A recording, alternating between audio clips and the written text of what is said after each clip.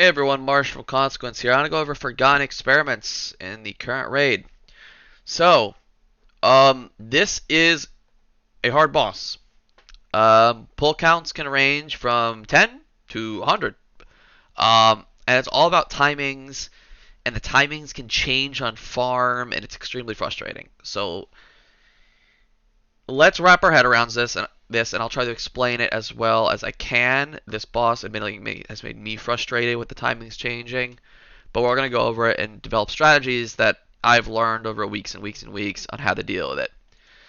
So, um, first, the first boss here is extremely easy. And as always, I will say that this is not me playing. I am the other hunter in the raid.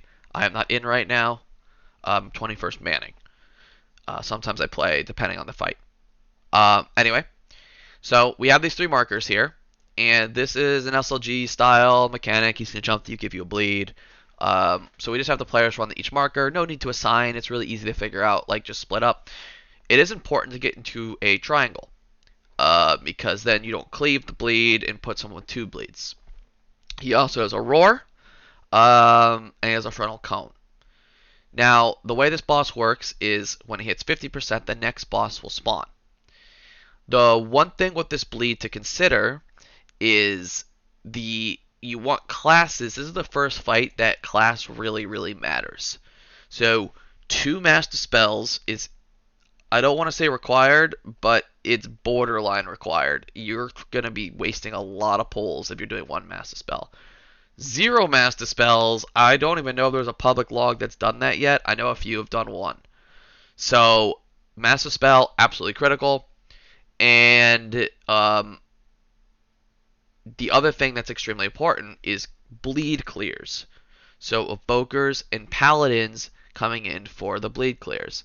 So you see here we have 3 paladins and 1 evoker. And the evoker's clearing off CD, and the paladins will clear at the end of when this boss dies. So right now, we're clearing bleeds when we can, but we're getting to a triangle. So right now we got 1 bleed, but now we have 4. And if someone has 2, a paladin will get them. So the second boss comes out here, and this is the first mistake guilds make. And I've helped a few guilds on this fight, and their DPS players don't understand why this is important. So when this first boss is out, damage doesn't matter. The only thing that first boss does is put a bleed on you. If you get more bleeds, you can just clear them over time, not the end of the world. The second boss casts something called Unstable Essence, and you'll see where you use a weak aura here. And if needed, I can put the weak aura. It's a Wago, you can just find it. It's one of the weak auras, but it's a display weak aura and who has it and how many stacks they get. Now, the idea here is you want to beat as many casts as the Unstable Essence as possible. So I think in our kill we did 4, but the better your DPS is, the less you will get. I think 4 is the right number, but we'll find out when we get there. So what you do as a DPS player is you know that the first part of the fight is about 1 minute and 20 seconds. So you want to save your pot, all your CDs, unless they're 1 minute, all for this moment. You're going to lust, and you saw us lust if you're paying attention. Adds out, lust, and every CD going into the boss. And you can see True Shot was popped, pot was popped, and everyone's just slamming the boss. Now, you want to kill the first boss. When the time you want to kill the first boss when the second boss is as close to 50% as possible. That is your goal. So we're just hitting the second boss, hitting the second boss, hitting the second boss. Now, let's talk about the Dispel. So we did it a tiny bit late here. Again, we've gotten a little better at the fight over time. This is our first kill. So you'll see this Unstable Essence cast here. The rule of thumb in this phase is when Unstable Essence casts, then you master spell during that. You cannot master spell during an AoE. It will kill you 100%. So you're seeing here, you see this new bomb coming up on the weak aura. The first boss is jumping, and he will frontal cone, but you see the new bomb coming. Right now, you want to be single dispelling on the green markers. That's what we've designated. But that is a strategy we've developed over time, so we should have single dispelled him right here. But what we do is we just mass dispel both. Very, very minor. But again, if you single dispel as soon as the new bomb's coming up, then those two are synced. They're synced now, but they'll be synced anyway, but very minor. So now we're trying to kill off that second boss while getting the first boss as low as possible. And you have this eruption coming. Now these guys have 8 stacks, and remember what I said was to not mass dispel during AoE. So AoE, AoE, AoE. These guys are in melee for AoE healing. Then they're going to get on the green marker, and then they're going to mass right after the AoE and right before this new bomb comes up. So you're going to see here they're basically going to be synced up. So these people have 2 stacks, and the new bomb has 1. That's fine. So they're basically synced, and now you have 3. And we're still trying to now. So once the first boss is dead, all we're doing is single targeting the second boss down. The third boss doesn't matter. Cleave is just a bonus. We're trying to kill this boss. Now you see the new bomb is coming as well as this deep breath. So we want to mass dispel right now because the new bomb is coming.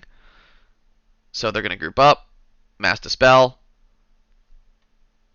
The new bomb came. They're basically synced up, and we want to bait the breath. So the breath will always bait on the largest clump of players, or the amount of players in the section. I'm not really sure, but the idea is you want to bait mid, then bait side every time. So you bait mid, you go over here, you kill the bombs, you bait side, you go back, and that's it every single time.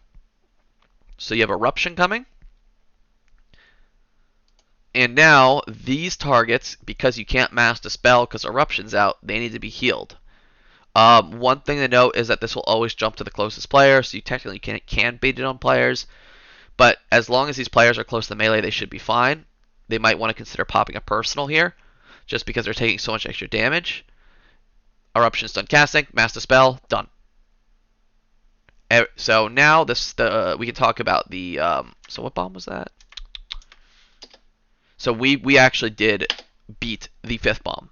And this is what everyone should be striving for. You can see he's mid-cast right now. We beat it by a second. No 5th bomb. Kill's basically done.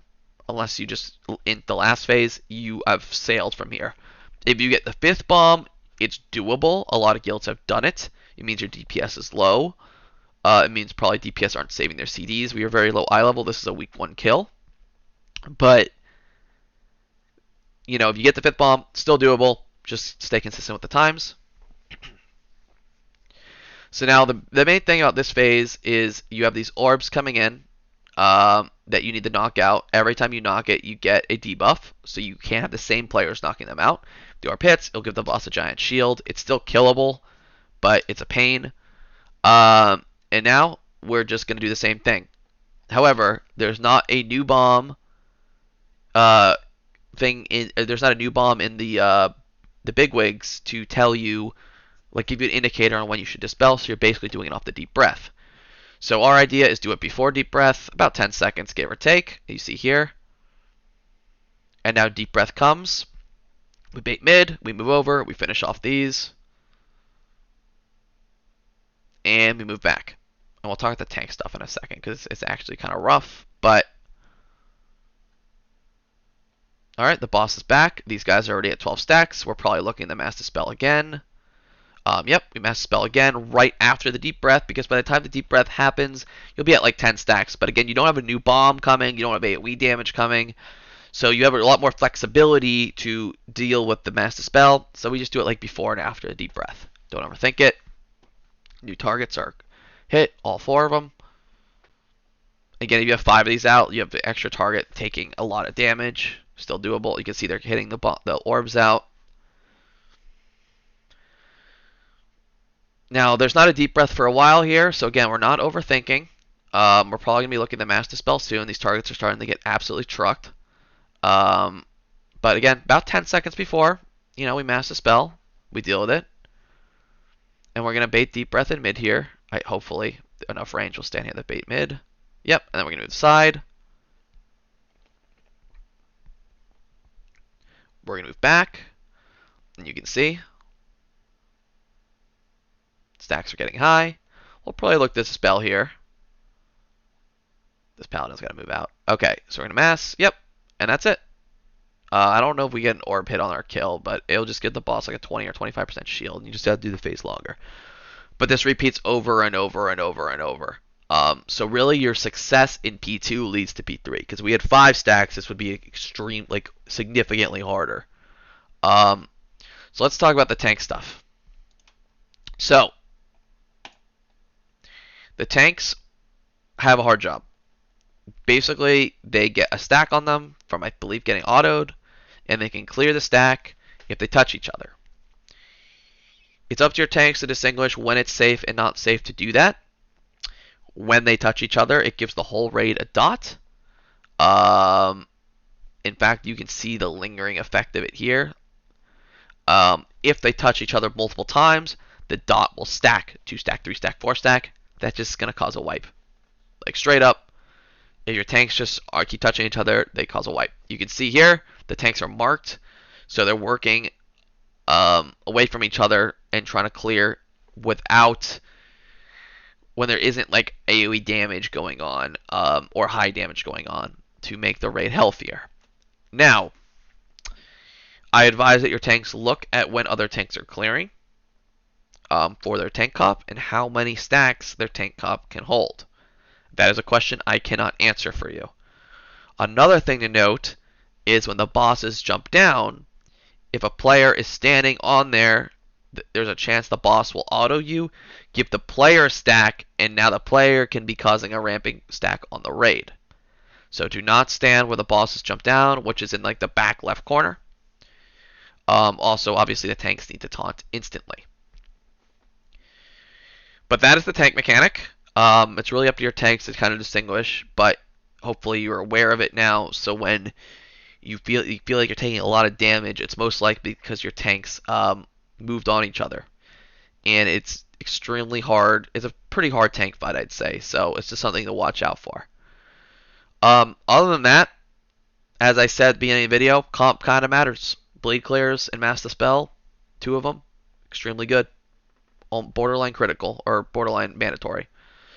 So first hard fight, don't underestimate it. Get this to spell timings down.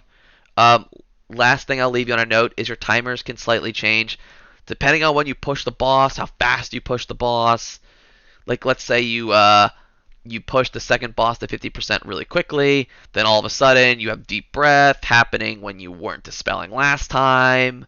There's a lot of weird things that can go on, but as long as you follow the general rule of like, I'm going to dispel when the new bomb comes out, I'm going to dispel before deep breath, and then after deep breath, it will be fine. That is what we learned. We tried a billion different things. Just follow those general rules, and you will be good.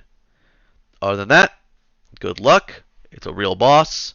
If you have any questions, you can comment or message me. I try to answer as many as I can. I do get quite a few messages. And best of luck to you on your kill. So I'll see you in the next video, which will be Rashok. So I'm out. Peace.